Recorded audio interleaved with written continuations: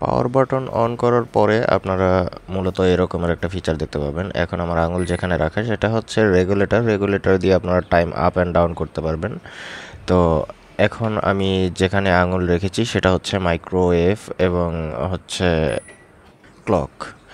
তো এখন এই মাইক্রোওয়েভ আর ক্লক দিয়ে আপনারা বিভিন্ন রকমের কাজ করতে পারবেন। এখন হচ্ছে আমার আঙুল যেখানে রাখা সেটা হচ্ছে ডিফরেস্ট। আমরা ওজন করে যদি বরফ ছাড়াতে চাই, যে কোনো ফ্রিজ থেকে কোনো মাংস বা অন্য কোনো কিছু বের করে, তাহলে আপনারা ডিফরেস্ট এটা প্রেস করতে পারেন। তো এখানে সর্বোচ্চ 1 থেকে 1.5 মিনিটের মধ্যেই হয়ে যাওয়ার কথা। তো তারপরেও বিভিন্ন মাংসের ওজনের উপরে ওখানে ওয়েট লেখা আছে, ফরেস্ট ওয়েট এবং ফরেস্ট টাইম। তো আপনারা ফরেস্ট ওয়েট এবং ফরেস্ট টাইম দেখে এটার ইয়াটা সেট করে নিতে পারেন, টাইমটা সেট করে নিতে পারেন। পরে আমরা টাইম এভাবে সেট করব। যদি আমরা ক্লক বা হচ্ছে কুক দিয়ে যদি আমরা খাবার রান্না করতে চাই, তাহলে এইটা কিন্তু ঘন্টার কাটা। তো আপনারা 23 ঘন্টা মানে সর্বোচ্চ 24 ঘন্টা পর্যন্ত চালানো যেতে পারে আর কি, কিন্তু এটার আসলে কোনো প্রয়োজন হয় না। সর্বোচ্চ 1 থেকে 1.5 ঘন্টার মধ্যে যে কোনো খাবার রান্না হয়ে যায়।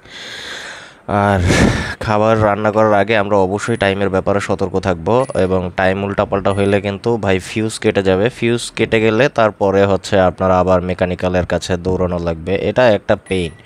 তো আপনারা যদি কোনো ফাংশন মানে ভুল করে প্রেস করে থাকেন, তাহলে স্টপ বাটনে চাপ দিয়ে তাহলে আবার এটা নতুন করে শুরু করতে হবে। এখন যে বাটনটার উপরে আমার আঙুলটা রাখা, ওটাকে বলে হচ্ছে অটো মেনু। আপনারা অটো মেনুর সাহায্যে যে কোনো রান্না এমনিতেই রান্না করতে পারবেন। জাস্ট আপনাকে অটো মেনু মানে সিলেক্ট করে, কোডটা সিলেক্ট করে আপনাকে স্টার্ট বাটন প্রেস করতে হবে। তো আমি এমনিতে 2টা রুটি দিছি দেখানোর জন্য আর কি। তো আপনারা যখন অটো মেনু হচ্ছে করবেন মানে প্রেস করবেন, তখন হচ্ছে আপনার ক্যাটালগ দেখেন যে কোন খাবার জন্য কতটুকু টাইম সেট করতে হবে, এইটা দেখে তারপরে স্টার্ট বাটন প্রেস করবেন। তো এখানে দেখতেই পাচ্ছেন আমি একটা ফাংশন ভুল করেছি, যার জন্য আবার আমাকে স্টপ বাটন চাপতে হলো। তো আবার আমি স্টার্ট বাটন চাপ দিলে 30 সেকেন্ড অটোমেটিক এখানে সেট করাই আছে। আমাদের সর্বোচ্চ 30 সেকেন্ডের উপরে লাগে না যদিও। তো 30 সেকেন্ড পরে আমার খাবারটা কিন্তু অটোমেটিক্যালি গরম হয়ে যাবে। এটাই ছিল মূলত টাইম সেট করার আসল পদ্ধতি আর কি। আর হচ্ছে আপনারা যদি কিচেন টাইম দেন, তাহলে হচ্ছে ওটার সেকেন্ডটা সেট হবে, সেকেন্ড অনুযায়ী আপনারা টাইম আপ অ্যান্ড ডাউন করতে পারবেন।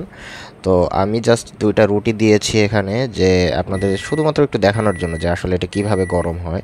তো আমি এখন খুলবো, খোলার পরে হচ্ছে রুটিটা বের করে দেখবো ভালোই গরম হয়েছে। আর আপনারা মানে দরজাটা খুলে রাখবেন না, কারণ এটা এই ভিতরে যে আপনারা লাল রঙের যে লাইটটা দেখতে পাচ্ছেন, এটা যদি বেশিক্ষণ জ্বালানো থাকে তাহলে এই লাইটটা কেটে যাবে।